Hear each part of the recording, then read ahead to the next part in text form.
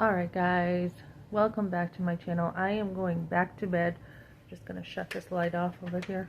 I am headed back to bed to get some sleep before the day starts, before Christmas Eve starts. So they didn't have enough accounts for everybody.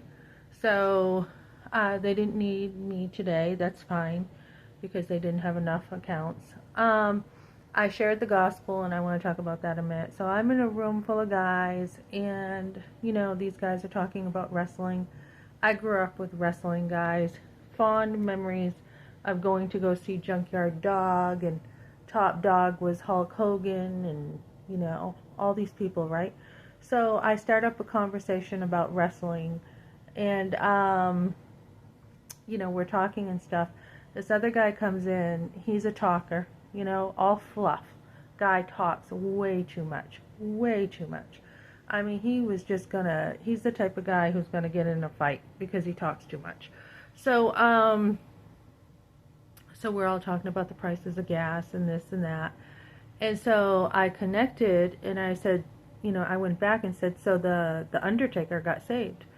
And we know Hulk Hogan was a huge advocate of Christianity too. So this guy says, oh yeah, he got saved because he's dying. Like he's on his deathbed, right? That's why he got saved. He's not on his deathbed, okay? So one other person stood up for Christ. One other person. And he goes, every time you mention Jesus, people have a problem with him and people want to judge why somebody gets saved. They make judgments. So that it kind of shut that other guy up.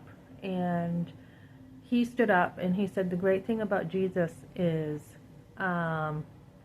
when you walk away from Jesus, he always takes you back. I go, that's right. I go, and I'm not ashamed of the gospel. I said, people don't even know what Christmas is about nowadays in a room full of guys. So do not be afraid, guys, to talk about God, even if people are uncomfortable. Many times you have to have an uncomfortable conversation in order to get to a comfortable, conversation, a conversation that needs to be had. This is Christmas Eve. Should we not be witnessing? Should we not be sharing the gospel with people? People are dying. We have a dying world around us, and we have the cure. It's the gospel. Jesus died for our sins, and I had mentioned that too. So I had actually